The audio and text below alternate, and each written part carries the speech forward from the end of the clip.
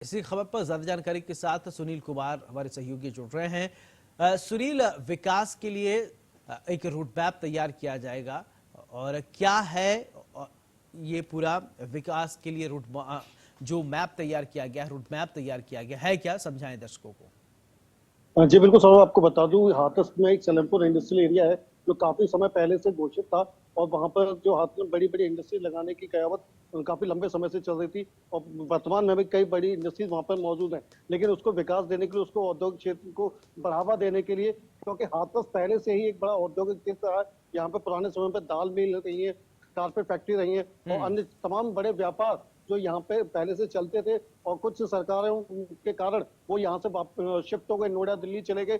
लेकिन ऐसे में भाजपा सरकार द्वारा हाथरस में दोबारा से उन रोजगारों को, उन व्यापारों को बढ़ावा देने के लिए, यहाँ पे जो विकसित फैक्ट्रियां हैं उनको बढ़ावा देने के लिए यहाँ पे विकास कार्य की योजना थी, जिसमें सलेमपुर एक बड़ा इंडस्ट्री एरिया है जहाँ पर 483 एकड़ की जो जमीन है वहां पे उसको विकसित करने के लिए आज मुख्यमंत्री द्वारा ये रोड मैप की तैयारी दी गई है, उसमें बताया गया है। और सलेमपुर हाथरस में, क्योंकि हाथरस एक छोटा शहर है, कंजेस्टेड शहर है जहाँ पे, लेकिन उद्योग नगरी हाथरस पहले समय से, काफी समय से रहा है। तो यहाँ के उद्योग नगरी को बढ़ावा देने के लिए एक सलेमपुर जो पहले से घोषित इंडस्ट्रियल एरिया है उसको विकसित करने के लिए पूरा रोड मैप तैयार किया गया है। और कई समय से डिमांड चल रही थी कि आखिर वहाँ पे जो इंडस्ट्रीज को बढ़ाया जाए, क्योंकि यहाँ पे जितने भी बड़े इंडस्ट्रीज हैं उन्होंने कई समय से, काफी समय से वो प्रयास में थे।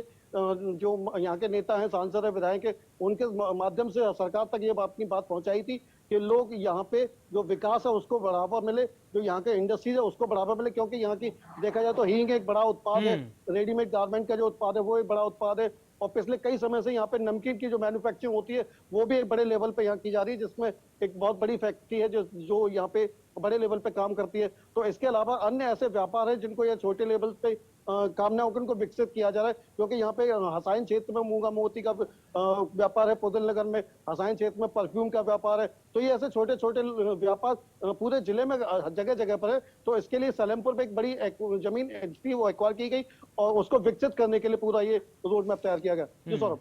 बिल्कुल सुनील, देखिए जैसा कि आप कह रहे हैं कि पूर्ववर्ती सरकार जो है उनकी उदासीनता की वजह से बहुत ऐसे इंडस्ट्रियल चीज थी जो कि वहां से विस्थापित हो गई। अब सरकार जो है पुनर्विचार कर रही है। सरकार की कोशिश है कि हाथरस को फिर से संवारा और आगे बढ़ाया जाए, विकसित हाथरस बनाया जाए।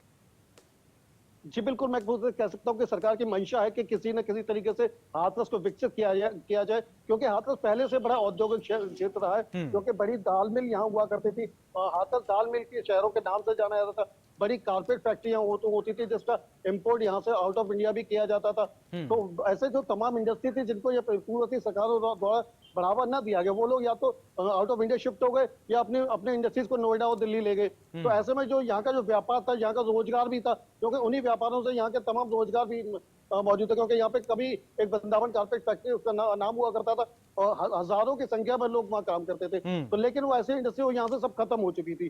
तो इस समय सरकार की पूरी मंशा है कि हाथरस का जो इंडस्ट्री औद्योगिक क्षेत्र है उसको फिर से बढ़ावा दिया जाए और यहाँ पे जो पुराने रोजगार उनको बड़े लेवल पे स्थापित किया जाए, ताकि हाथरस का विकास पूरी तरीके से हो सके। जी सौरभ। बिल्कुल सुनील, क्या जो जमीन के लिए बातचीत की गई है या जहां पर ये विकसित किया जाएगा, एक सर्वे कराया जाएगा, सर्वे के आधार पर डेवलपमेंट किए जाएंगे या अधिकारी सीधे इसको क्रियान्वित करने लगेंगे? सर आपको बता दूं कि जहाँ पे सलेमपुर जो एरिया इन्होंने औद्योगिक क्षेत्र का है, ये पहले से ही औद्योगिक क्षेत्र में कन्वर्ट है। यहाँ पे बहुत बड़ी लैंड है जो एक्वायर कर रखी है। लेकिन आज जो 483 एकड़ का नया जो प्रारूप दिया है, ये अभी कह पाना मुश्किल हो कि क्या ये नया एक और कोई नई जमीन दी हुई है या जो पहले से जो वहाँ जमीन है उसी पर इन सब चीजों को विकसित किया जाएगा। और जहां तक ये जो प्रशासन की बात है, प्रशासन भी पूरी तरीके से वहाँ पहले से जो चीजें हैं वो उपलब्ध है, उनको सुविधा भी देता है। और जितने भी तमाम यहाँ के इंडस्ट्रीज है, चाहे उनसे पहले कई बार डिमांड की हुई है कि आप लोग अपने व्यापार को किस तरीके से आगे बढ़ाएंगे। इस तरह से तमाम जो इंडस्ट्रीज है यहाँ पे, उन्होंने अपने प्रोजेक्ट पहले से प्रशासन को दिए हुए हैं कि हम लोग इस प्रोजेक्ट को वहाँ पे विकसित करेंगे। तो उसी के तहत यहाँ पे आज जो विकसित क्षेत्र दिया हुआ, उसी के तहत जो आज प्रारूप दिया गया, इसमें 483 की जमीन है, 325 करोड़ के तकरीबन की जो योजना है, वो उन सब चीजों को देखते हुए, उन जो इंडस्ट्रीज के प्रोजेक्ट है उनको देखते हुए दी गई है। जी सौरभ। जी।